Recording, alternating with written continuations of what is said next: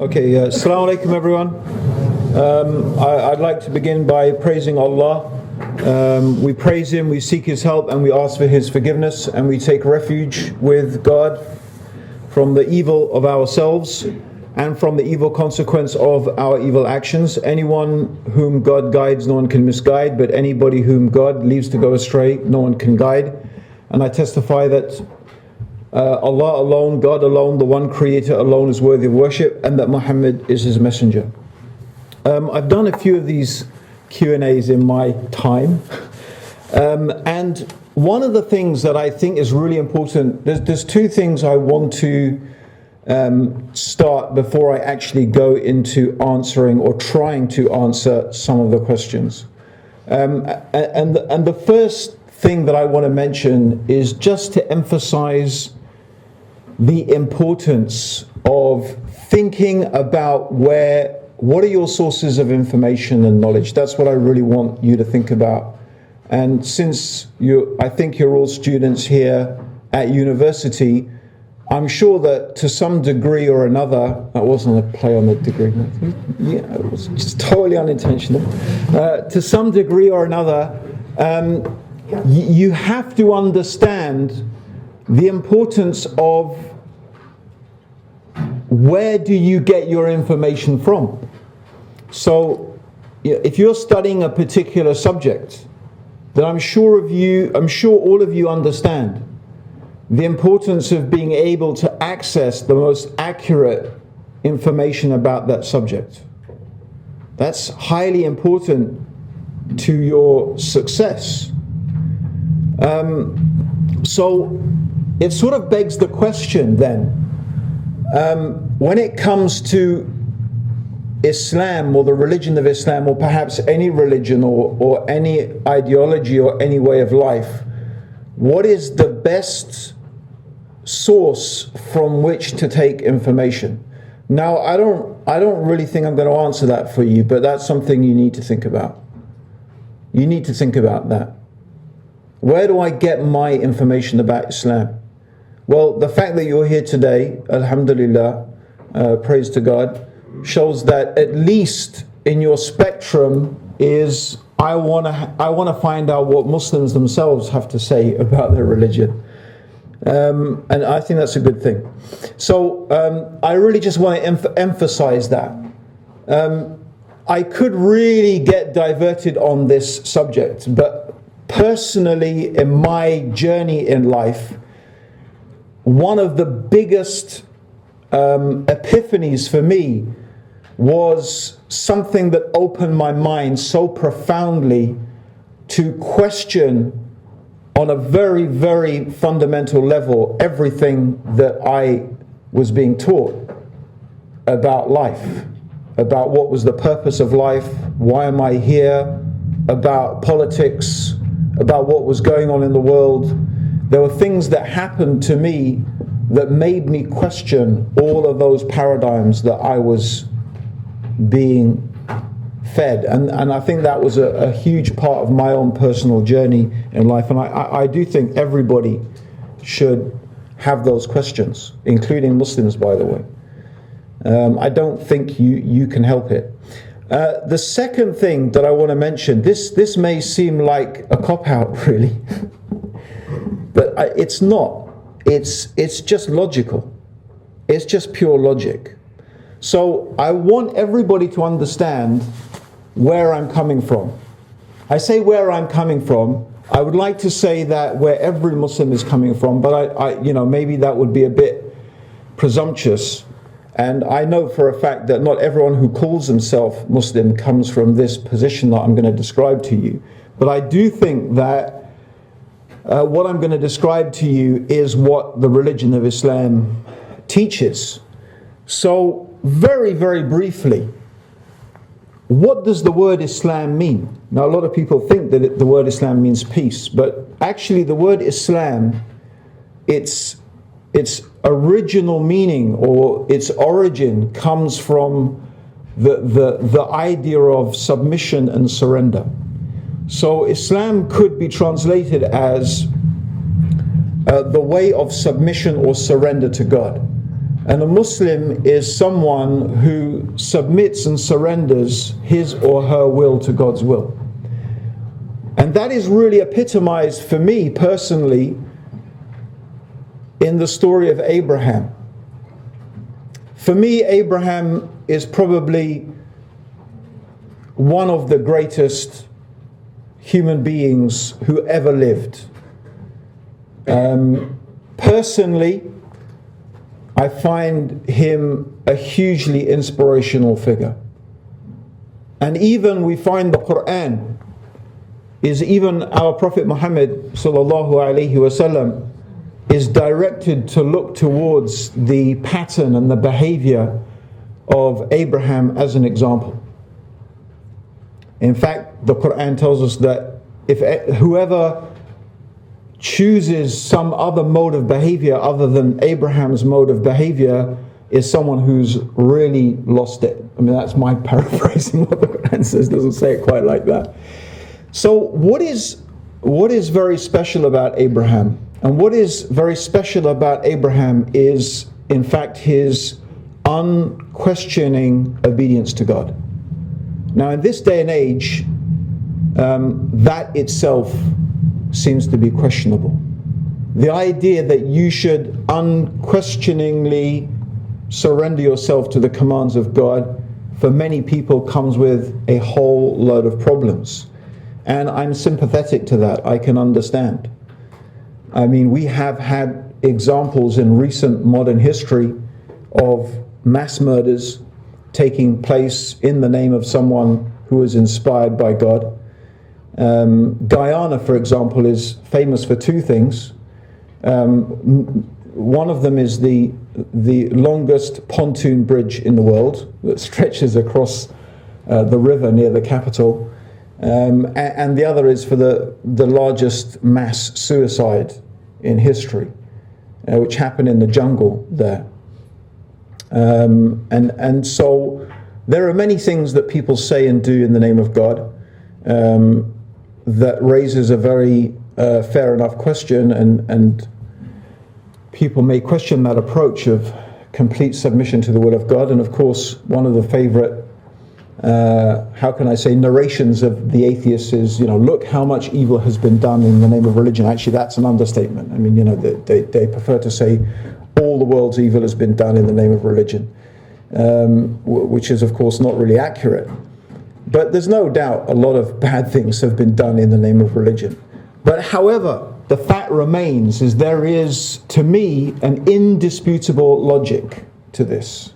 And here's the logic. If there is a God, so here, this is the premise. The premise is that the universe has a creator. That's the premise. The universe has a creator. The rational justification for that premise is very simple.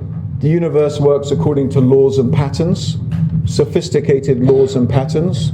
Where we see things working according to laws and patterns, our universal human experience tells us that those laws and patterns and systems have been imposed by something that is intelligent and powerful. So if we look at the systems of the universe and the laws of the universe, we can understand something about how amazingly intelligent and powerful its creator must be. For me, it's a simple, rational conclusion. It's not if there is a God, there is a God, there is a creator. So the next if is, if this creator has chosen to reveal to us some knowledge and some information,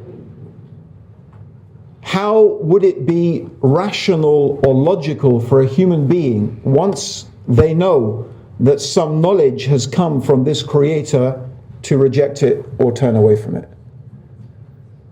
That is not logical or rational at all. Surely, if there is a God, and surely if this God has revealed to us knowledge from his wisdom and intelligence, the finite, limited, really finite, limited in our power and our intelligence human being has no rational choice except to submit and to surrender themselves to that knowledge and to do their best to follow it.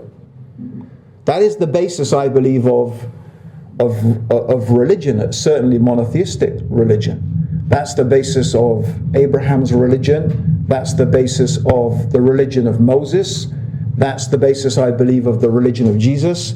And that's the basis, I believe, of the religion of Muhammad. That belief that the universe has a creator, that this creator has chosen certain human beings to be vehicles of revelation, and that our logical and rational imperative as human beings is that once we know that, it's to follow it and to do our best to follow it.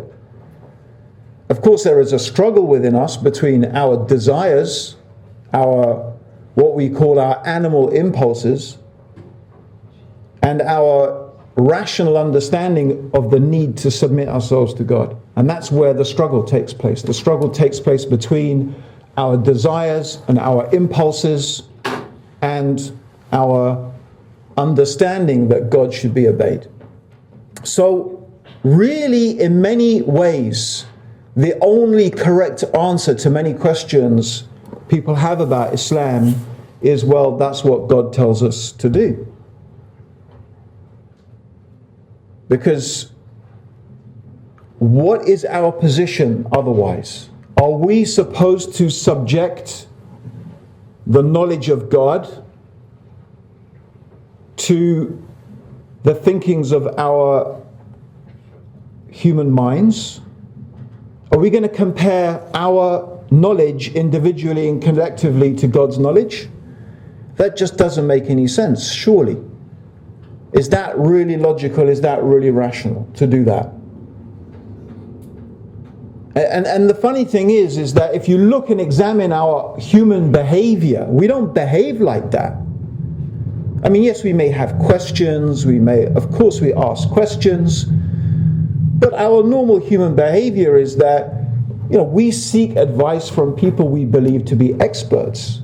If one of you has a medical problem and you're not in any way learned in medicine, you'll go to a doctor, you'll go to someone you believe has knowledge of ailments and illnesses, and almost always you will accept the guidance of that doctor, even though doctors get it wrong a lot of the time, but still you know that his knowledge is greater than yours, and you'll happily submit to what that doctor says. Well, how about if we amplified that we do amplify that an infinite amount of times to God's knowledge. So what I'm trying to say here is that really, for many, many questions people ask about Islam, why do you not eat? Let me take an example. Why don't you eat pork? Well, I don't eat pork because God tells me not to eat pork. That's the simple answer. Now, I know lots of Muslims, they like other types of answers. Like, well, pork carries all of these diseases. And, for example, pork is more like human flesh than any other flesh. And, pork digests its food within 2 hours. Right? And okay, these may all be really sound reasons. But I always like to pose the hypothetical argument. Okay, if you are saying that's the reason you don't eat pork, if I can produce a pig, if I can get a pig, and I can breed this pig on a farm, and this farm has such conditions that we can prove, without reasonable doubt, that this pig contains no disease. In fact, we implant in the pig nutrients and vitamins, and we can show that this particular product is really beneficial and healthy for you to eat. Does it become halal for us? Does it become lawful? Yes or no? No. So what's the reason we don't eat pig? Because God tells us, don't eat pig. I'm really sorry to explain it that way, and it's so simple. I remember saying this 20-something years ago in Oxford, and people were so disappointed. It's like, can we have something else, please? And it's like, well, but that's it, really. I'm sorry, but that's the bottom line. And why is Abraham the example for that? Because I can guarantee you that whatever thing you can think of anything that you may find objectionable or whatever, how about killing your own son? How does that rate in your like? How about killing your own son? Where would you put that in your sort of scale of pretty horrific things to do? How high? It's interesting because Christians are going to be faced with the same problem here, because according to them, God kills his own son, right? But Abraham is told to kill his son. Now that's something that every Jew and every Christian and every Muslim accepts. And what does Abraham do? He goes ahead and he does it. Okay, God stops him at the last millisecond. But that's it. Judge that by any standard of morality that you can think of. Imagine that on the headline of The Sun, The Times, The Independent, The Guardian, whatever. Mad guy, listens to God telling him kill his own son. That's got to rate pretty high in the sort of crazy things to do. But that's what God tells Abraham to do. And okay, there's no media there, it's in the middle of nowhere, but the point here is that if we go back to where I started and then we ask the question, well, okay, is there a God? And did God really talk to Abraham? Because if we can accept there's a God and we can accept that God really did tell Abraham to do that, well, then it doesn't become that difficult to understand, well, God knows something about this boy that I don't know. Right? Maybe he's going to do this, or maybe he's going to do that, or maybe what's the consequence of not doing what God says? It could be huge. So, brothers and sisters, friends, this is really something really, really important. I can try and give you logical explanations for things, and I will try.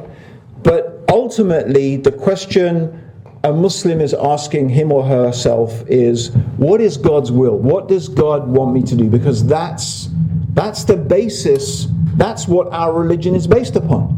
That's what it means to be a Muslim, to submit yourself to God.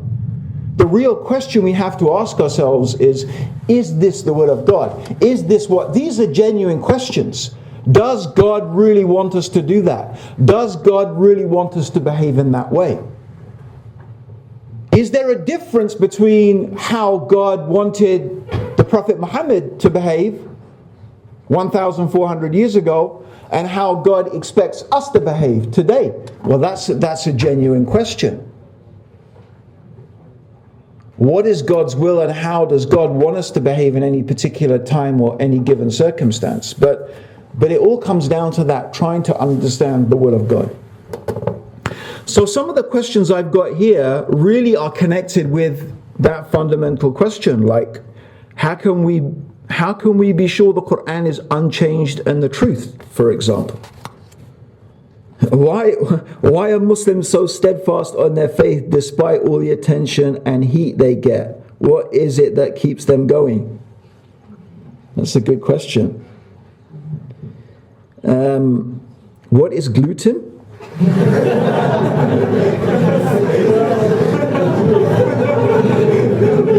It's genuinely there, right? I think that's an inside joke. It's an inside joke. Inside Queen Mary joke. A Queen Mary joke.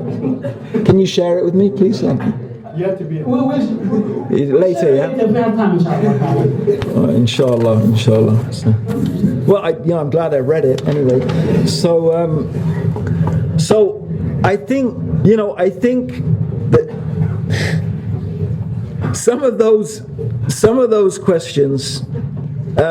Other religions have religious authorities, for example, the Pope and so on. What about Islam? So some of the questions are connected to that fundamental question.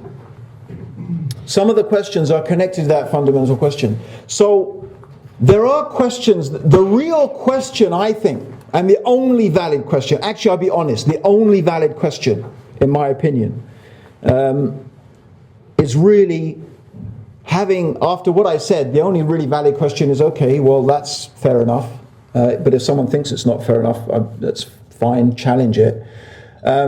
But if that is our basis and that's our paradigm, then surely the only question, well, let me ask you what you think surely the only really valid question is going to be then. What's the only really valid question to ask Muslims from the point of view of the way they see the world? Yeah? And is the Quran the word of God? Okay, so something like that. How do you know your religion is true? How do you know there's a God? How do you know your Quran is from God? How do you know Muhammad is a prophet? How do you really know? Can you convince me? And if someone can find fault in my logic, in the logic of the argument, I'd be very, very willing to hear it. But, you know, I don't see... I think I know there's a discussion about how I can see there's a discussion about how do you interpret God's word? How do we know the language that God talks to us? God talks to us in human language, which is by its nature limited, and I accept all of that. These are also bigger discussions, but that really comes down to, well, how do we know God's will? But the fundamental question, really, isn't it? How do we know there's a God? Well, you know, I could give lots more reasons why I think we might know there's a God, but I think that's the core of it. It comes down to that. We live in an organized, systemized universe. It's the most rational explanation that it has an organizer and systemizer that's intelligent and powerful. How do we know that is God, Allah? You know? Well, that's a good question. It comes down to how do we know the Quran is from God? Well, how do we know the Quran is from God? I don't want to dwell on this for too long. And it's something that, you know, needs a bit of research and a bit of looking into. But I think that there are two main things that I'd like to put forward. Two main things that I'd like to put forward to illustrate why the Quran might be from God.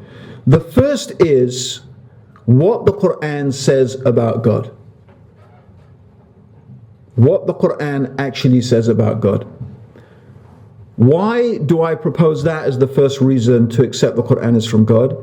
Is because it is perhaps the only book that it's the only book that I've come across, and I've studied a few in this particular field in my time, that really gives us a clear description of who and what God is, that does not contradict itself. So I think there are some rational ways that we can come to understand some things about God. And what the Quran teaches us is very much in line with that. The second reason I'd like to put forward is something that the Quran mentions itself. Okay, two things actually. One, the Quran says that if this book was from other than God, you would find within it many discrepancies. This is the meaning of the statement of the Quran. It's like a falsification test. I'm sure any of you who study science, you're familiar with the idea of a falsification test. It's very easy to come up with a scientific theory. It's not difficult to do that, to come up with a theory of lots of different things. What's not so easy is to show why that theory is compelling and why that theory should be true.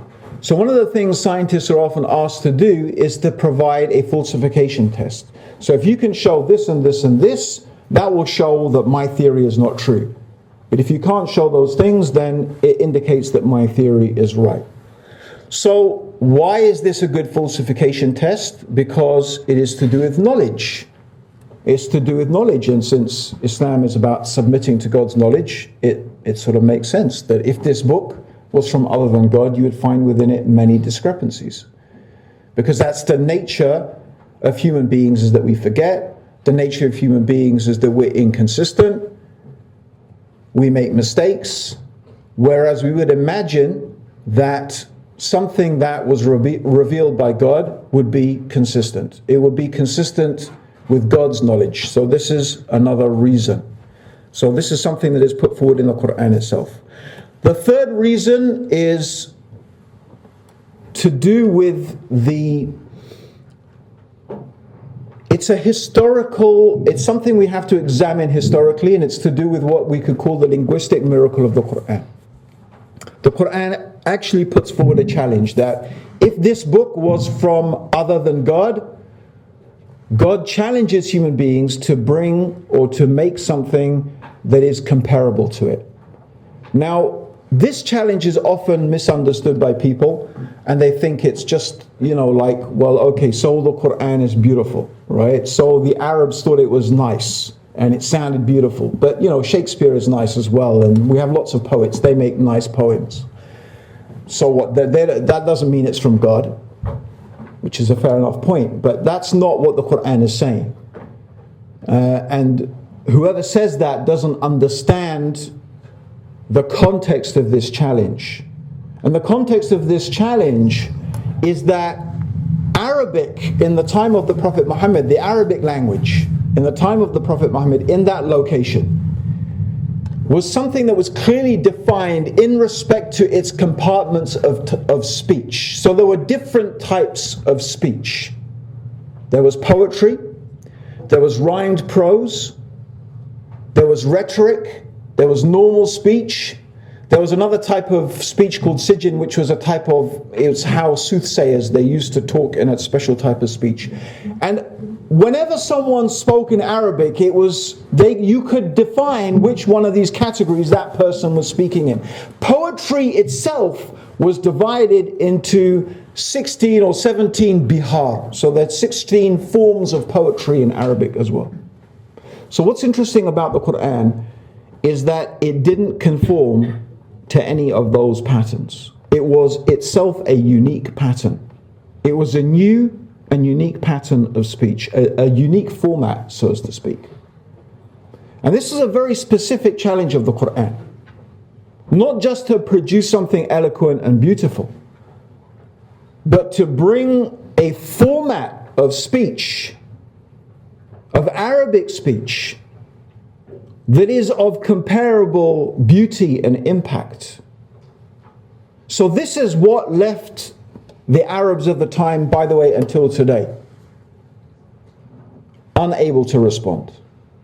Until today, unable to respond. The Quran still retains that position of being a unique form of the language.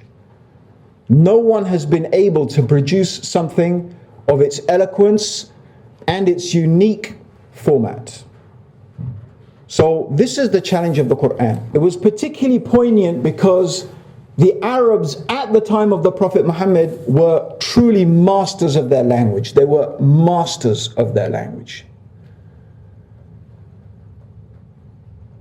I want to give you an example. And this always sticks in my mind because this was told to me by an Arab friend of mine. He was actually reading a book of poems. And this book of poems was written by a man, a poet, who had an issue with another tribe. And his way of dealing with this issue was writing poetry against them. And my friend was reading this book, I remember it until this day, and he was reading the book, walking around, he says, "Oh my God, he killed them. Oh my God, he destroyed them. Oh, he finished them." He'd make these So after I said, "Jamal, listen, bro, who killed, who destroyed, who did, what's going on here?" And he said, "This is a poem. This man, I don't remember the poet's name. He wrote this poem against the tribe." He said, "Do you know, Abdurraheem, until this day, the tribe calls itself by a different name? Because they don't want people to say, 'Oh, you're from the tribe of that poet.'" That this is the power of their language. This was the power of their language. Yet the Quran came, and their best poets The best literary geniuses were unable. They were literally speechless. In fact, one of the greatest poets, names slip my mind right now. I think it was it wasn't Zayd ibn Thabit. Anyway, his name slips my mind. He was recognized as being one of the greatest poets, and he of the Arabic language, and he was alive during the time of the Prophet. He actually gave up poetry. He said, I can't. After the Quran, I can't recite poetry anymore. They would ask him, recite some poetry. He said, what, after the Quran? There's nothing to recite. So it had a very profound impact. And it's something you can study. Historically, you can see that. And you can study it. And until today, you can study the Arabic language. And you can see this. So these are there are many, many other things I could put forward as well about the Prophet Muhammad himself, his truthfulness, his trustworthiness, his honesty. Seek an explanation for the psychology of the Prophet Muhammad sallallahu alaihi wasallam. Seek a compelling psychological explanation, except he was truthful in what he claimed to be. Find it, because you won't be able to justify him being a liar. You won't be able to justify him being deluded. So how will you justify and how will you explain his life and his teachings and how he behaved and what he said? And I think that if you study his life, you will be compelled to admit that he was what he claimed to be, a prophet of God. And there are many other things. I'm just giving you a few insights. So this is what I'd offer. It's something that needs to be read and studied. There's a very nice book that we produced called The Eternal Challenge that talks specifically about the eloquence of the Quran, a little bit about the Prophet Muhammad. So it's produced by iEra. You can either get it, maybe the brothers here have it. I'm sure they have. No? We have it. They have it over there. Or if you want something a little bit more easy to read, there's another book we produced called The Man in the Red Underpants. Okay, that's, I would say, slightly more easy reading than The Eternal Challenge. So again, you can download that, and they contain similar things. The Man in the Red Underpants is a bit more wide-ranging and comprehensive, but not as detailed. I'm just a bit curious, because I'm Muslim myself too. Why is Arabic the language? Why did God choose Arabic as the language of the Quran? What are the reasons for the Quran to be in Arabic? Are there any reasons for it? Why Arabic? I think again, this is, all I can do is give you the reasons that I think. I think one of the reasons that Allah chose Arabic to be the vehicle for His final revelation, and one of the most important and profound reasons, is that Arabic has the capacity to carry a vast amount of meaning in very few words. That's one of the reasons. It's one of the amazing things about the Quran, is that you can read it over and over and over and over, and every time you read it, you'll come across something new that you never came across before. It's one of the extraordinary qualities of the Quran, and that's partly to do with the depth of the Arabic language. So the Quran manages to be really quite short. It's not a long book. It's only about 100,000, depends how you count the words, but it's about 100,000 words. It's not very long. But yet at the same time, it manages to carry a huge depth of meaning. I mean, you just need to walk into a small size Muslim library to see the huge numbers of books, like volumes written on just explaining the Quran. So that's one reason. The other reason, I think, is to do with the purity of the Arabic language, is that the Arabs had very, very jealously guarded their language. They were very proud of it. And they had, jealously guarded their language. So it was a language that was relative, not completely. There's not that there are not some non-Arabic words in Arabic, but just like in any language, they become incorporated. But it was very fiercely protected, and that sort of stays true until today. I think compared to how other languages have evolved, you will find that Arabic is still very much true to its origins. And it is different. It's not right to say it's unchanged, but it still is very true to its origins, maybe more than many other languages. So these are the reasons. These are some of the reasons that the Quran was revealed in Arabic, I think. On that note, Sheikh, would you give some advice to some of the brothers and sisters sitting here on the importance of learning the language of Muslims? Yeah, I think that it depends. It depends where you want to be and what you want to achieve. I'll be absolutely honest with you. It would be great if we could all learn Arabic. It would be fantastic. Traditionally it's been a lingua franca for us, the Muslim world, and there was a time when it was the language of communication, but that was quite a long time ago, to be honest. I think it really depends where you want to be. To be honest, if you want to be a scholar, if you want to reach the level of scholarship where you're taken seriously as a scholar, you have to learn Arabic. You can't claim to be, and really people shouldn't be claiming that you're some type of real authority if you don't speak Arabic. So that's essential. If you want to go down that path, you have to learn Arabic. There's no choice but for you to learn Arabic. The other really good reason to learn Arabic is just a much simpler reason, really, and that is for you to be able to understand the Quran when you're reading it and when it's being recited. I mean, especially in Ramadan. The difference between you being able to stand in the prayer and to be able to understand what is being recited, and for you just to hear some sounds, albeit very beautiful and moving sounds, but still not to know what they are actually saying, well, I'm sure you can understand the difference is huge. So I do think that we should have an ambition, personal ambition, at least to get the minimum Arabic we should all know.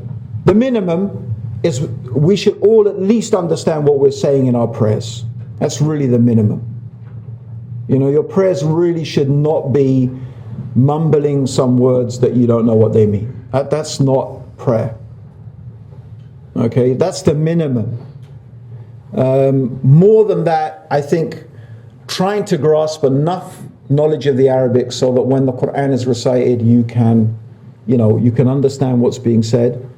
That I think that's I'm sure you've all heard of Noam Ali Khan and Al Bayna Institute. He has an ambition. He wants every Muslim to at least have that amount of Arabic so that when they hear the Quran, they can understand it. And I think that's something that at least we should all aim for. And I think that's a very practical reason.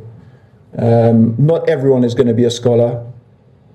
It's just not everyone is going to be a scholar. Yeah, and a little bit of knowledge is a dangerous thing as well. So, we have to be cautious of that.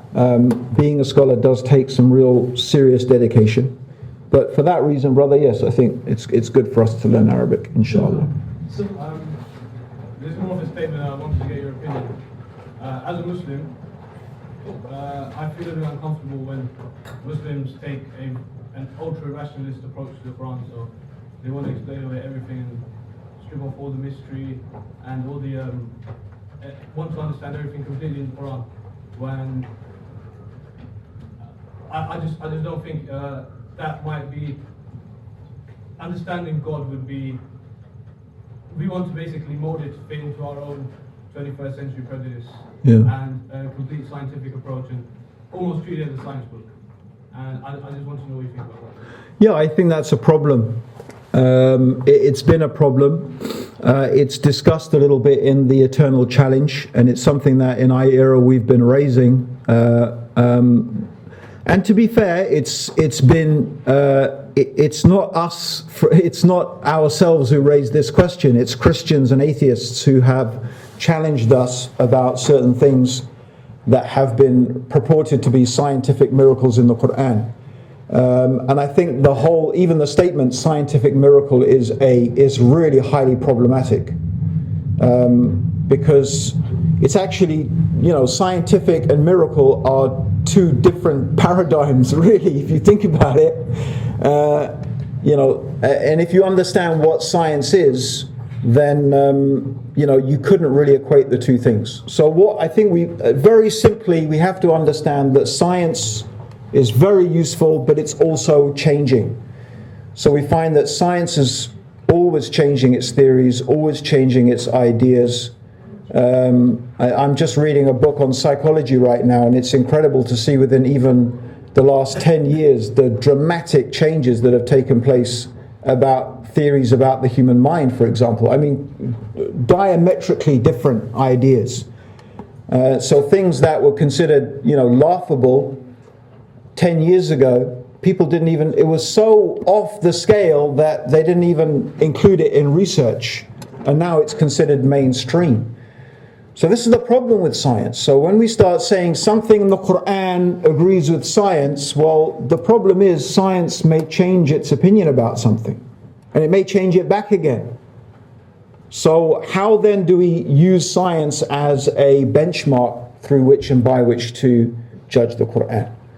That's a problem. So from that point of view, bro, I think it's problematic. I do think it's no doubt that when you read the Quran, there are some things that are remarkable. They do seem to be amazing. That how is this book saying something that we seem to have discovered recently? But again, it's to call it a miracle, as atheists have pointed out and Christians have pointed out. Well, isn't it really about how you interpret language? So unless you can definitively show where that is the tafsir of this, and that the Prophet Muhammad said this verse actually means that, so how can we say this is talking about this particular scientific thing, or this is talking about that particular? How can we be so sure if we don't have a clear statement from the Prophet saying that? We can't really be sure, can we? We're just using our understanding of language and our present understanding of how things are, and that's our interpretation that we've put on it. So that's all it is, really. And I think that's very important to understand. So what the brother, I think, is highlighting, and is very important to understand, is that really what the Quran is asking us to do is to think deeply. To think deeply within ourselves, and to think deeply about the world around us. The verses in the Quran that talk about the universe, that talk about the world, that talk about ourselves, they're fundamentally there to draw our attention to the power of God, the knowledge of God, the majesty of God, the compassion of God, the wisdom of God, whatever it may be, the subtle awareness of God. Whatever one of the Creator's names and attributes, it is there to draw our attention to it so that we can think more deeply and contemplate more deeply. So that's fundamentally the purpose of the Quran, is to get us to think on that level. Shukran. We have a question here that says, in a world where Muslims are being oppressed, talked about at home, is that right? Yeah, talked about home, example would prevent the rise in Islamophobia, etc. And abroad in Syria, Gaza, etc. What is our responsibility as a Muslim youth? So, what are we meant to be doing? Okay. MashaAllah. Okay. That's a very, very big question. That's a very big question. But I would like to...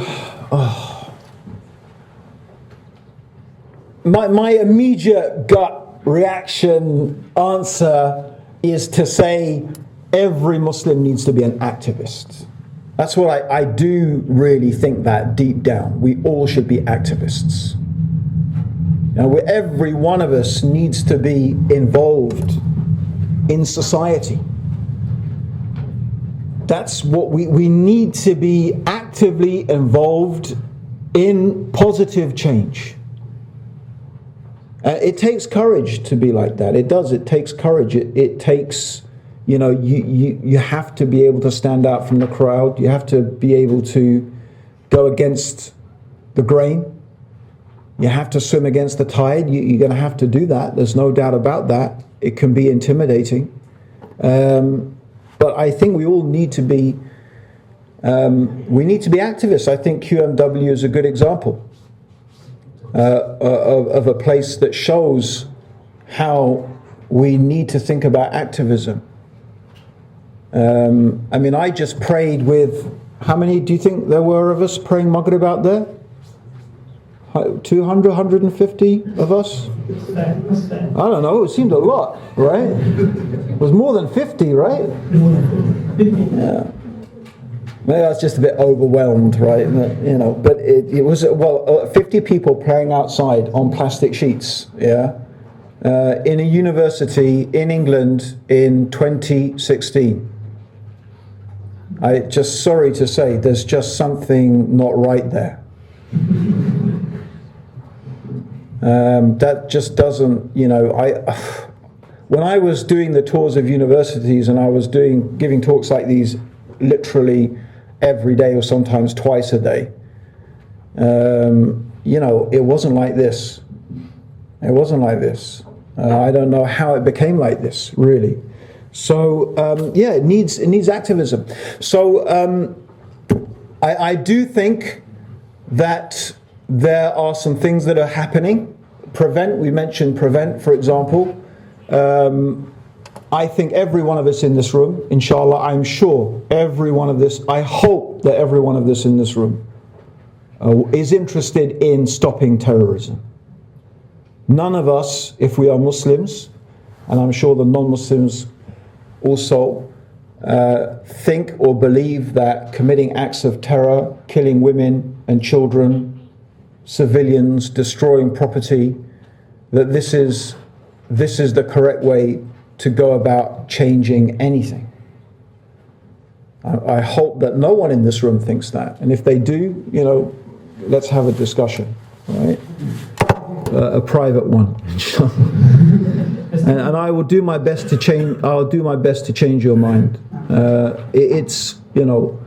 I think it's very clear for anyone who studies what the Prophet Muhammad said, sallallahu alaihi wasallam, don't kill women, don't kill children, don't kill old men, don't kill the workers in the fields, don't chop down the fruit-bearing trees, don't poison the water supplies. Fighting is between combatants. That's actually, that's something that Islam laid down. Fighting is between soldiers fight soldiers. That's the way we've been taught. Now, in the time of the Prophet, things were different.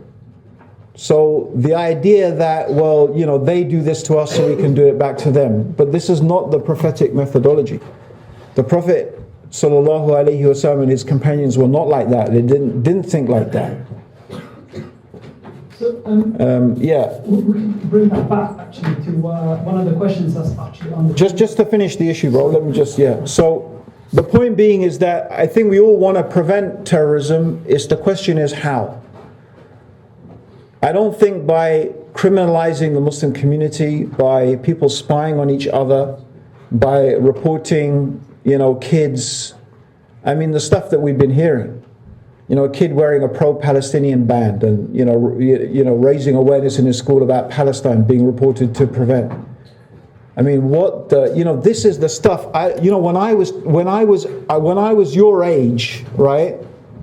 I lived in a time when we lived under we lived with the existence of the Union of Soviet Socialist Republics, the USSR, a communist totalitarian state. And the stuff that we're beginning to see happening in England today was the stuff that we used to be told the Russians were doing. Not the Russians, the Soviets. We used to think, oh my God, those poor people living under that dictatorship. But we find some of the same tactics that were used by Stasi and they're being implemented here. I'm not saying it's the same, but we're talking about some of the, it doesn't happen like that overnight. So, I'm really glad to see, by the way, the government is doing a review of Prevent and the strategy. That's a good move in the right direction. Maybe they're beginning to realize it's not working. You know, we hope there is actually some genuine sincerity there. Okay. What do I think is, very quickly, bro? What do I think is the solution? Activism. But I think more importantly, brothers and sisters, I'll say one word to you: dawah. Dawah.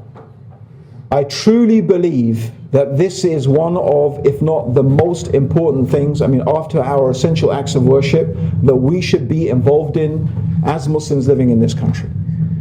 If you want some proof of it, I just invite you to read the Quran. Read it. Read the Quran and tell me what you find Allah is talking about the prophets. Whether it's Abraham, whether it's Moses, whether it's Jesus, whether it's Muhammad sallallahu alaihi wasallam, you find again and again and again the thing that they are concerned about the most is passing on the message, letting people know what is the truth, what is the truth about God, what is the truth about revelation, what is the truth about the way we should live our life. So, brothers and sisters, if you want to know what I think you should do, you should get yourself involved in that.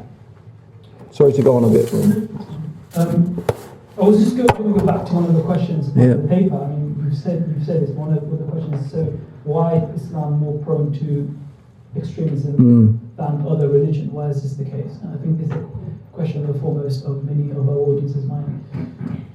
I just don't think that's true. There's no evidence for that. I mean, that's the interesting thing is actually if you actually look for academic research, you will find this is not the truth. Muslims are actually much less prone to terrorism than virtually any other religion, except maybe Buddhism. Do you know which group they found out was it's a sect, it's a Christian sect. Guess which? I mean, the group of people, I will tell you, who were, this is from academic studies, were found to be the most ready to kill women and children and civilians were in fact Mormons. They were the group from academic studies who were found to be most ready to kill women and children and civilians, to justify it. Muslims were actually the least as a group. Okay, recently a study was done about acts of terror in Europe. You'd never imagine this, but something like 78%, if not more, I can't remember, we can post that. Dilly Hussein from 5 Pillars did an interview on RTV with there was a Danish female journalist complaining about certain things happening, and he quoted this statistic. Dilly quoted this statistic that the vast majority, and we're talking about, I can't remember if it was 78% or 90 something percent of terrorist acts committed in Europe were actually done by far right groups, not by Muslims. Vast majority, but you don't read about it. You don't read about it. You don't hear it on the newspapers. You don't hear it on the newspapers. You don't read it on the newspapers or hear it on the TV. It's not mentioned. So yeah, it's not true, bro. It's just simply not true, and it's not true historically either, by the way. So I don't think Muslims have a propensity to extremism any more than any other religion, not any even religion. You just need to look at Dawkins and his ilk. You've got atheist extremists. You've got extremists of all sorts of varieties. Wherever you look, you find extremists. So, yeah, people do believe things passionately, and sometimes that warps their judgment. There's no doubt about that. That happens everywhere. Kind of from a historical point of view, why would it be reliable if, and this is again just what I've been told by my Muslim friends, if Muhammad was given the Quran on his own, kind of if it's a private event that can't be tested historically in public, how can we see that as reliable? You have to clarify a little bit what you mean. I mean, my simple answer is because he was a truthful person who spoke the truth. That's the simple answer. You study his life and you'll find that you'll be very hard pressed to be able to accuse him fairly of being a liar. So what's your suggestion? So the point, well, this is important, yeah. Okay, what's the suggestion that you're making? Is the suggestion that you're making that Muhammad was a liar? Fair enough. Make the suggestion. He lied. He pretended to be a prophet. He pretended to get revelations from God. This Quran that he claimed that was revelation, it was just a lie. He just made it all up. That's one possibility, right? Anyone who makes a claim, let's examine his claim. If I come along today, or you come along, or anyone comes along and says, I'm a prophet of God, God is speaking to me, it's perfectly reasonable and rational for you to test that claim. Why should you just believe me because I'm saying it? If that's what you mean, that's fine. We can ask that question. That's why I did invite people to study the life of the Prophet Muhammad, because it's very interesting that you'll find it very hard to justify claiming him being a liar. In fact, his life shows consistently his truthfulness, his honesty, and his trustworthiness. So, okay, maybe we could propose that he's deluded. He's a mad guy. He thought God was speaking to him. He thought this angel was coming to him and giving him this, this revelation. And, he wasn't lying. He wasn't out to deceive anybody. He genuinely really believed it. But again, let's look at his life. Let's look at how he behaved.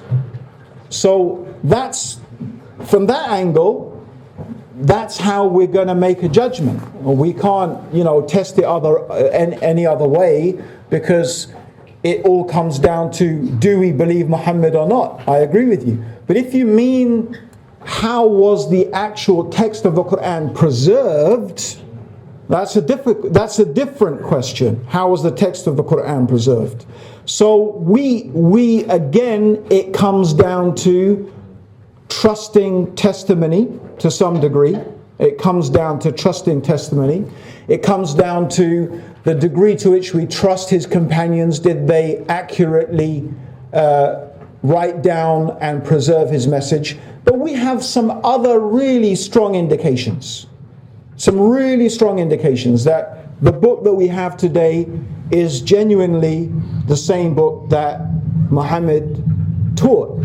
So this is irrespective of the discussion of the origins of it, right? Whether he made it up or whether it's a revelation from God. How do we know this is a historically accurate text? The historicity of it, this is another question. Well, there's a couple of reasons to believe that the Quran is extremely accurate historically, that we can have a lot of confidence that the book that the Muslims have today is pretty much exactly the same as the one that existed in the time of the Prophet. Okay?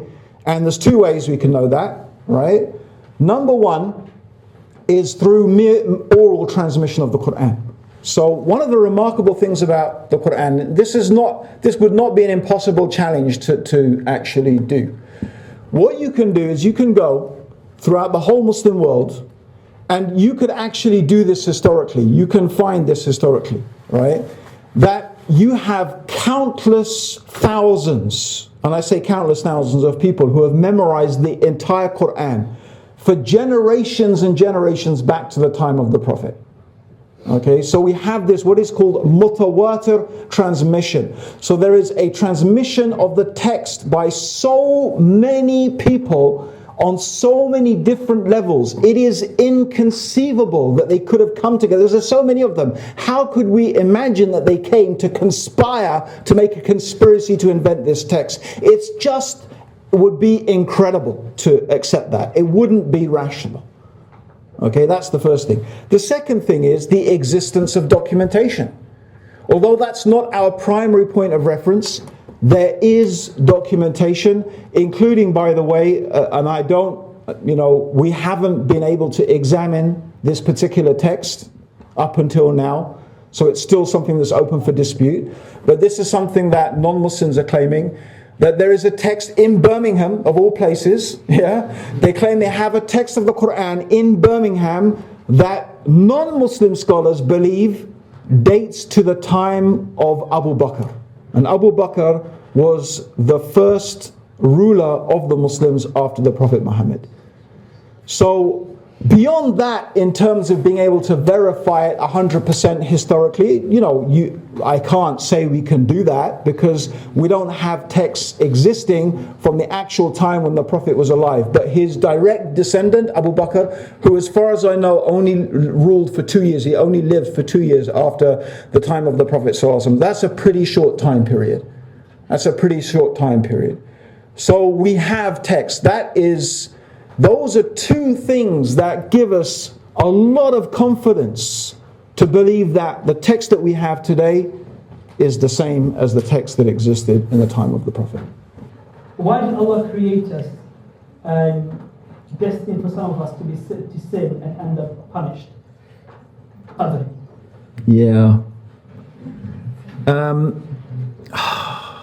You see, the problem with this question, like whenever this question of destiny comes up, part of the problem is that part of the problem is language, right? Words come preloaded with an idea that we have attached to it. So if I say destiny, right, with that word destiny comes a preloaded concept. That preloaded concept is like it's an inevitable product of fate that you can't escape. Yeah? Okay? And I think it's very important to remove those concepts. Okay? And if you want to understand the Islamic concept of qadr wal qada, which is the correct Arabic terminology for it, okay, then again you need to study what are the essential concepts. And they're very simple. I'll go through it very quickly. And maybe this is more for the benefit of the Muslims, right? Just a few things. Number one, Allah knows everything. That's the first thing. Allah subhanahu wa ta'ala caused everything to be written down. 50,000 years before the creation, everything that was going to happen was written down. So Allah knows it, Allah caused it to be written down. The third thing is that Allah has power over everything and nothing can happen unless Allah allows it to happen. Unless He decrees it, unless He commands it to happen, unless He creates it and He allows it to happen. So this is important. This is the power of Allah subhanahu wa ta'ala. Right? So nothing happens unless He allows it. And He has created everything. And He's created everything that we do. Right? One of the things that Allah has allowed to happen, He has allowed us to choose whether we should obey Him or disobey Him. Of course, you can't obey God unless He allows you to obey Him. So your obeying Him is still under His permission for you to obey Him or disobey Him. So He allows you to obey Him and He allows you to disobey Him. That doesn't mean that Allah compelled you to sin or compelled you to obedience. Allah, God, gave you the choice. He gave you the choice to obey or disobey. Based upon the choice that you make, whether you obey or disobey, you will be judged, and you will be judged accordingly, whether you obeyed or whether you disobeyed, because that's the choice that you made. And He allowed you to make that choice. Now the mistake that people make is equating God's knowing everything with you presume that there's an equivalence between God knowing something and God writing it and you doing it. But that's a fallacy. Even by human standards we know that. And I'll give you a simple example, right? And I'm not comparing us to God. I'm just giving you a conceptual example to show how conceptually this can exist amongst us. So even more so it could be true about God, right? So for example, imagine I'm your teacher, right? Okay, and you are my students, and based upon my observing you and my observation of you, right, and my knowledge of you and how you behave and your academic capabilities, I write down and I predict the grades that I think you are going to get. Now here's the question. Does my knowing that and writing that force you to get those grades? Yes or no? Is there a connection between my writing those down and you getting those grades? Yes or no? No, it's still ultimately your choice, right? I mean, if my knowledge was more and my insight was greater, my prediction will be more accurate. But that doesn't mean I forced you in any way, shape or form to obey or to disobey or to pass or to fail. That's the mistake that people make. It's still your choice to obey God or disobey God. But his knowledge is perfect and his knowledge of you is perfect. So based upon that perfect knowledge, he wrote down what was going to happen. But it's writing it down does not mean that he forced you into obedience or disobedience. That's still your choice. That's the best way I can explain it. How can you worship a creator who allows so much suffering around the world? In particular, you worship the children of Africa, Okay. and so on. I think my last question sort of answers that question, right? And it's to do with choice, right? Is that the problem is, the question here is, you know, when do you want God to intervene exactly? At what stage do you want God to intervene? Tell me. Or what's the stage of intervention that you know, this is a dilemma that faces. Let's imagine that America and the West is truly compassionate, right? And they would want to intervene in world affairs in order to stop suffering. Well, they tried that. They'll say, well, we tried that in Iraq and we tried that here and there, and the world hates us. So we'll just let everyone slaughter each other in Syria because, you know, anytime we try and do something, people say you're just killing everybody. So, I mean, it's a good point. It shows us, where do you want intervention to take place? Right? Because if you think about it, well, okay, no, I think pedophilia is the thing. Okay, so God intervenes and stops that happening, right? Okay, so how about something just a little bit less than that?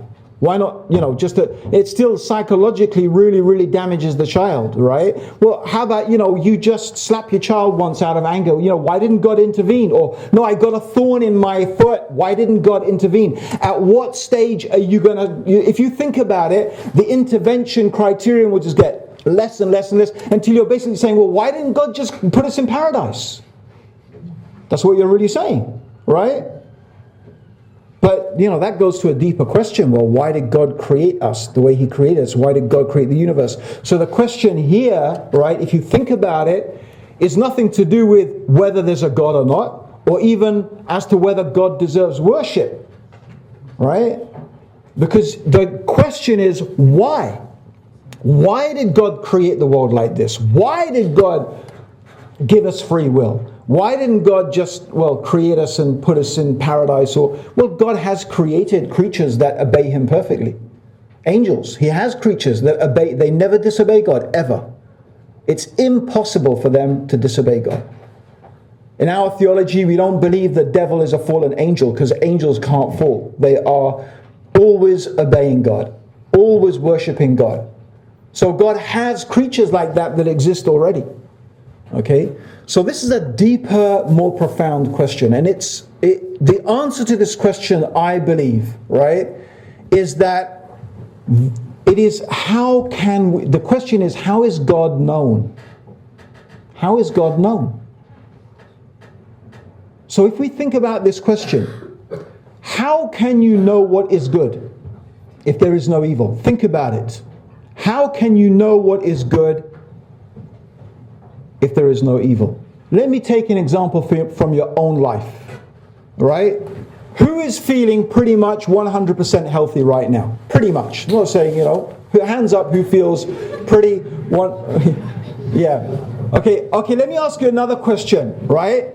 When you get flu, you know, the bad flu that just knocks you out, yeah? Are you appreciating right now how healthy you are compared to that? No, it's only when you have that flu and then you start thinking, you know what? Oh, it was so nice when I was healthy and when I was fit. And you know, but not one time you probably even said, Alhamdulillah, I don't have flu today. Yeah? Who said that today? Seriously. Who said, Alhamdulillah, I don't have cancer. Alhamdulillah, I have 2 legs and 2 arms. Alhamdulillah, I can see. I sat down with a brother the other day from the Deaf Muslims Association. Subhanallah, this guy, you know, it was just, I was just, he just made me think. I'd never thought about the stuff that he started telling me. We have this problem and that problem, and deaf people can't this. And I was just like, I never thought of that. I never thought what a blessing it is to be able to hear. What difficulty a person has. I just didn't even cross my mind, some of the stuff. It's like, I never even, and then I started going on the internet and I was trying to figure out, how do deaf people figure out how to sign? How do they figure out how to read? Do you remember how you were taught to read? Comparing. Comparing. How the hell do you teach a deaf person to read? You can't go how? They don't hear it. Do you think about it? I was just like, I was going on Google. Google, help me. Not Allah help me. So it should have been, stuff. There might be some shirk in that, But, it was like, seriously. And it was like, then I came across this article, and even the guy who was deaf, who knew how to read, couldn't explain it. Just amazing. Do you even think about that? You don't, do you? Right? So this is the point. Right? The point is, you don't really know something except by its opposite. You don't know what is peace and tranquility without suffering and stress. Right? So, and how will you know who Allah is? How do you know Allah is forgiving? I tell you, the only way you can know that Allah is forgiving is when you commit sins. If you don't commit sins, you'll never know that Allah is forgiving, because the only way you can know it maybe intellectually, but the only way you can know it experientially, and that's the real knowledge. The real knowledge is the experiential knowledge. The only way you can know Allah is forgiving is when you commit a sin. You do something that is displeasing to Allah, and then you turn to Him and you repent to Him and you beg and you plead Him, and then you experience His forgiveness. You experience it. Right? So this is why Allah has created us the way He's created us, and the world that He's created it. When you come to think about this deeply and profoundly, it's something very, very deep. When you begin to see everything in your life, you begin to see what it's really all about. It's all just a test. How are you going to behave? Are you going to be grateful to Allah or not? Are you going to be able to use this experience to understand something about you and your relationship with Allah? I'll tell you a personal example, right? It just literally came to my mind today, to do with money. It's like, I'm sure you guys all get that moment where there's literally zero in your account. Zero. Yeah, okay, how am I going to buy lunch tomorrow? It's like, how am I? It's the 0 point, or you can see that 0 point coming up, right? But, my experience is, it happens to me a lot. But Allah always rescues me at the last minute.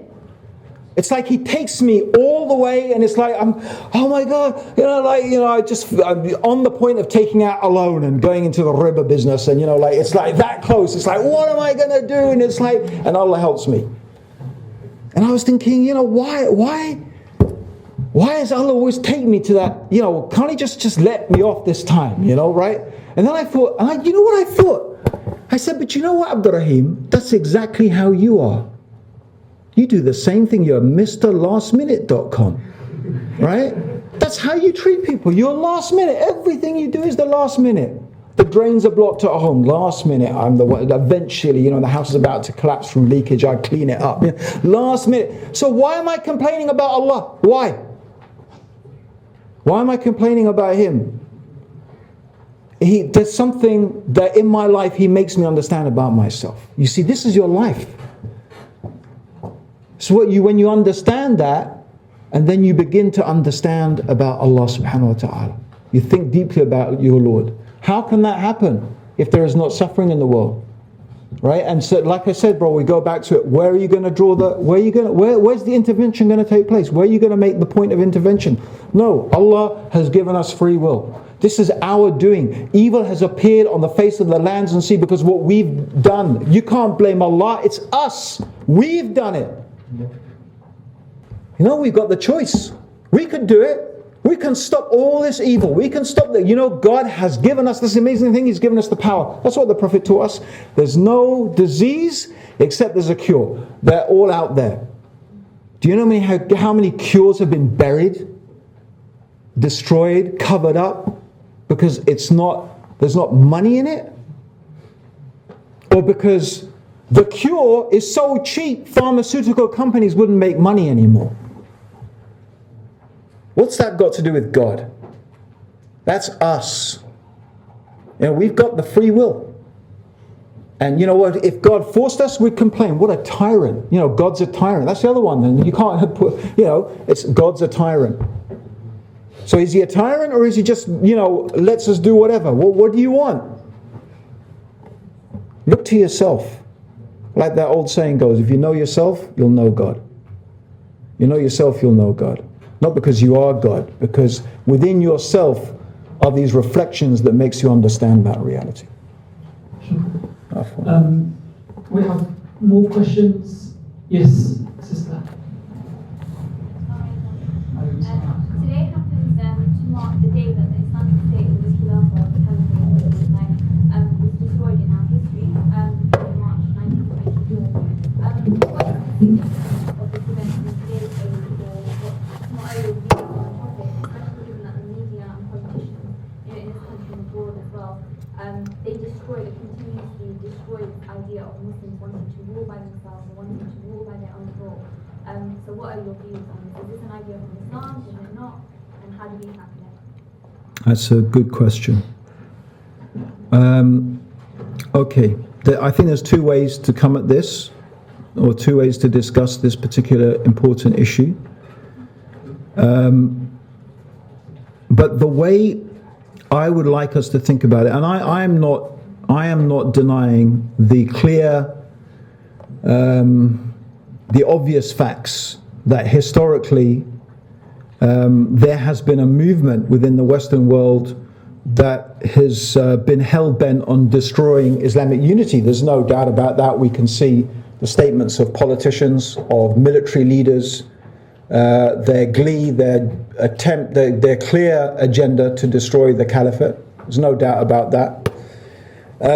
However, where does responsibility lie? When you say that today the caliphate ended, okay.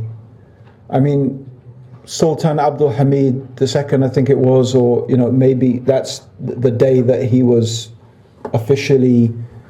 What do you call it when someone's crown is taken away? You know, I don't know. No, it's not. Huh? Come on. Deposed or whatever. Anyway, there's a particular name for it. But the thing is, sister, the reality is the caliphate died, you know, years before that. You know, the caliphate was a dying institution way before that. And that's something we need to think about. I mean, especially when we look today for those calls to reform Islam within the Muslims. But I'm sure from your study of history, you know, sister, that that's something that was already going on within the Ottoman Caliphate. That the Islamic law was already being replaced with a hybrid of Islamic and Western laws and systems, and that still exists. I think that Muslims, I don't think the solutions to this are easy. I don't think the solutions to our malaise are simplistic. They're very complex, they're very difficult. But I am pretty sure that the solution does not come from, you know, blindly imitating Western models and then trying to impose them upon, you know, the Islamic world's way of life, because it's a different way of thinking. It's like scientific miracles. You know, it's like liberalism and Islam, as I think I pretty much described what is a Muslim. What does it mean to be a Muslim? It means to submit to God, right? Well, the ideas of liberalism, they're different ideas. They come from a different point of view. So all I'm trying to say here is that I'm not sure, or I'm not that I'm not sure, I'm pretty sure that the solutions are not going to come from, it's an easy mistake to make. It's a very easy mistake to make. You see, you're in a position of weakness, then you look at this civilization that's immensely strong, and and something human beings do all the time, it's called false causality. It's one of the well-known cognitive biases, human beings. One of our well-known cognitive bias is what's called false causality. We imagine the cause for something is something other than what it really is. You can try it with little kids sometimes, yeah? You know, switching on and off the light, but don't let them think the light is being switched on and off by you, and get them to think that the light is being switched off by, I don't know, some other thing, a noise, or you know when the kids do it, when you press your nose and you go, you know, the kids start to think that, you know, I press the nose and like that, right? That they begin to think that's the cause. The cause of the noise is the pressing the nose, right? And it's actually false causality, because one day they'll press it and nothing happens. They see, eventually they figure it out, right? So again, what's this got to do with the issue here? The issue is this is what we're doing in the Muslim world, right? We look at the materialistic success of the West. We look at that, not just materialistic, by the way. I mean, the West has achieved a level of success socially, politically, economically, materialistically. Yes, it has its faults. Yes, it has its... But the reality is, like, we are here, right? Anyone wants to go back to Bangladesh? Hands up. Yeah? Okay, bro. Can we have a collection for the ticket? And no, I'm not a member of the EDL or anything like that, right? No, but seriously, so apart from these guys, right? You know, anyone want to go back to Pakistan? Yeah, right. Yeah. No, okay, a few of us do. Actually, the funny thing is, I always ask this question. I remember in Canada, I was in a mosque full of mostly Somalis. I said, and who wants to go back to Somalia? Everyone put their hands up. I said, you guys, Somalis, you're different, you know. You are different, you know. But, yeah. But seriously, I mean, my serious point is this, yeah. My serious point is, you know, life in the West is comfortable, and not just materialistically. Come on, let's be honest. We can knock it, and yes, it's got flaws and it's got faults, and you know, some of these things are becoming more apparent now, right? But life is good. Life is why thousands and thousands of people are flocking. It's not just because they watch Hollywood movies, right? They want to come and live here. So let's be honest about it. You know, that's the first thing. We need to be honest. We need to stop fooling ourselves, right? Yes, it has flaws. Yes, it has shortcomings. But we have to understand what are the real origins of this success, all right? Now, here's my theory, right? I don't think the West's success has actually got much to do with materialism or liberal values. I actually think that the West is like a really rich kid who's living off the wealth of his father and his grandfather. That's what I think. You know, like super rich kids, you know, their grandfathers built massive fortunes and they just live off it. They don't really do much, you know, the company's running, this and that, they're just living off it. Actually, what's interesting is, I think what made the West really strong and successful, and I particularly think about England, were actually essentially strong religious Christian values. The British Empire was built on very strong Christian morals and values. Okay, towards the end they began to question it, but that's what it was built on. They're essentially values based upon revelation. That's something I think needs to be thought about. And that's something the Muslims need to think about as well. We need to think about, when were we intellectually, economically, socially superior? And I think you'll also find that when our religious values were strong, and I don't just mean outwardly, it's very easy to have the outward appearance of religious values and forget what religion is really about. Religion is really about transforming your inner self. It's about your character. It's about how you treat other human beings. The real value of religion is how it helps us to look beyond ourselves and connect with others. If we're not doing that, there's something wrong with our religion. That's very important, brothers and sisters. Believe me, if you study this matter deeply, you'll understand it. And I'm not talking about your personal relationship with God in terms of worshipping and praising God. This is what I'm talking about. All right? Because you don't need religion in a sense for that. You could live on a mountain and worship and pray and no, but how do we live together as human beings? You know, when the Prophet ﷺ said that Allah on the Day of Judgment will say, "O son of Adam, I was sick and you didn't visit me. And I was hungry and you didn't feed me. And I was thirsty and you didn't give me drink." And people will say, "But you're Allah. How could you be sick? You're Allah. You're the Lord of the worlds. How could you be thirsty?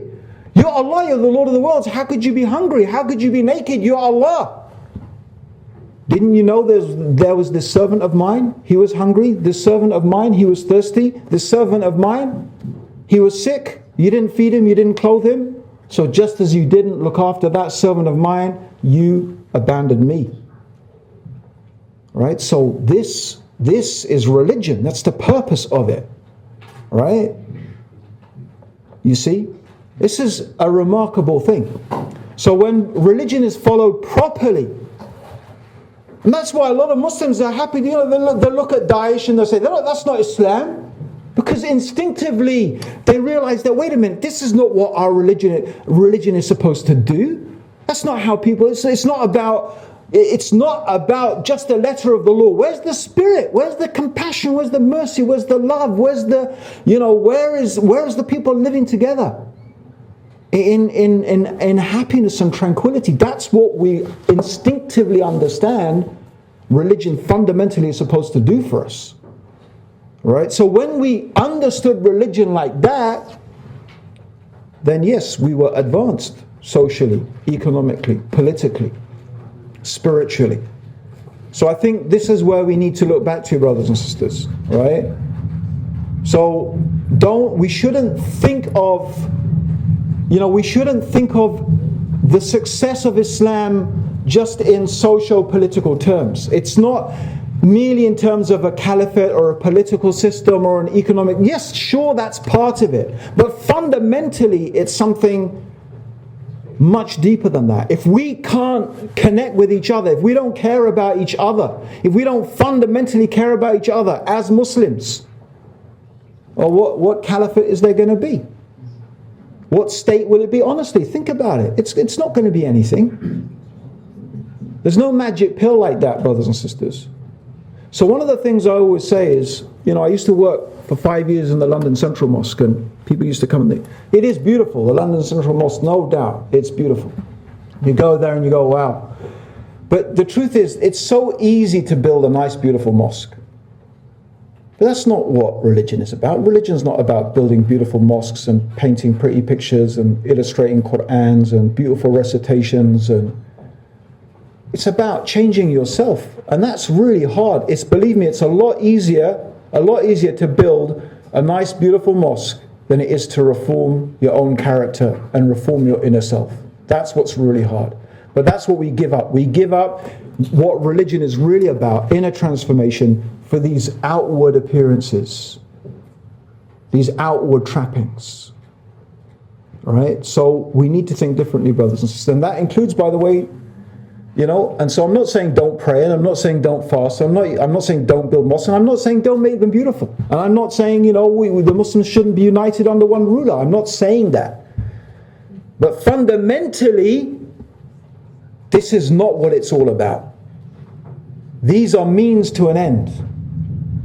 What you need to understand is, what is the end? What's the goal? What's the real goal? So when we understand that, inshallah, we'll get the success in this life and the next, inshallah. Why did Allah wait so long to reveal the truth? But I think, brothers and sisters, Allah is revealing the truth to us all the time.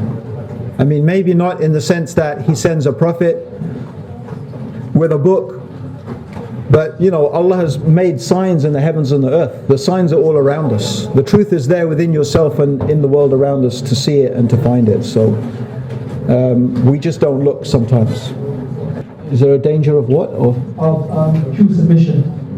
Of pure submission. Yes, yes. I do understand that. That's a good question, brothers and sisters.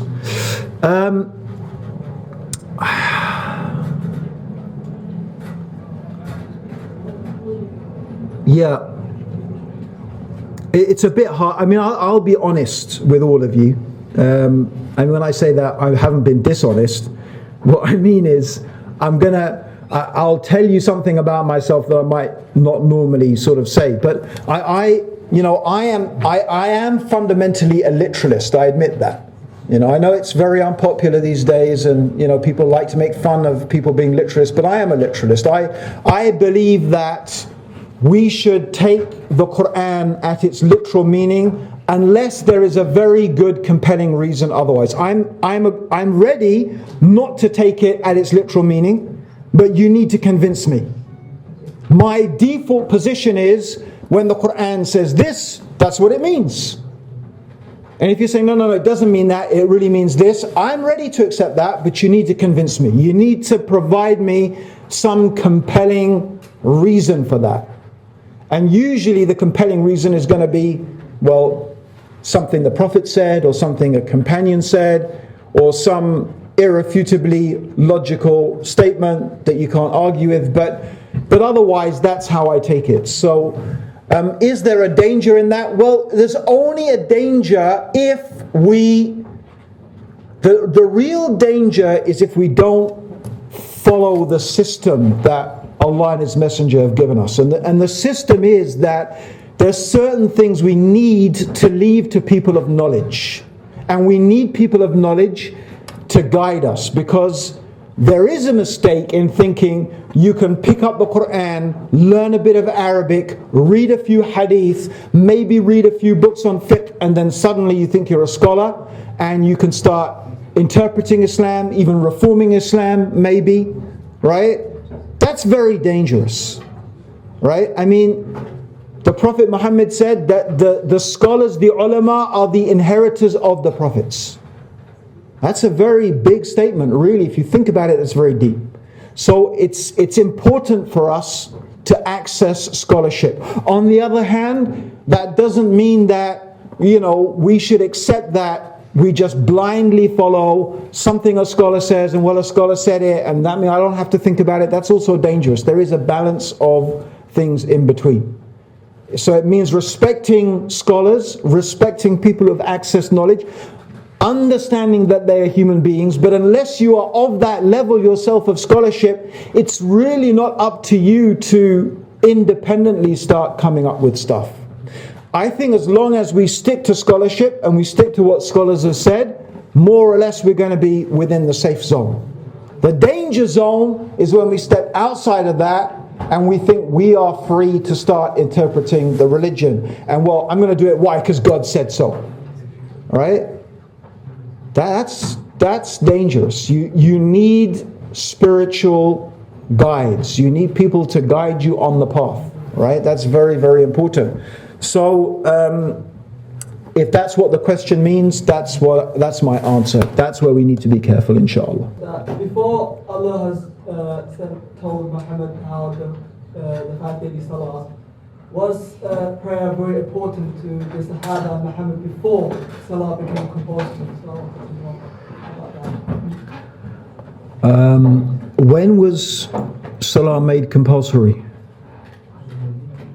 Do you know? I think it was. Does anyone know? Of the Mi'raj. Yeah, that one. That's the 5 times prayers, right? Or Salat. But there was still salah, right? And it was still compulsory, although it was 3 times. 3 or 2. Yeah, I mean the Prophet. You see, the Prophet. There's a statement of the Prophet sallallahu alaihi wasallam.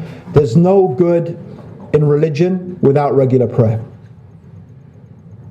If we take that, then we could understand that regular prayer was something part of the religion almost, must have been from the beginning.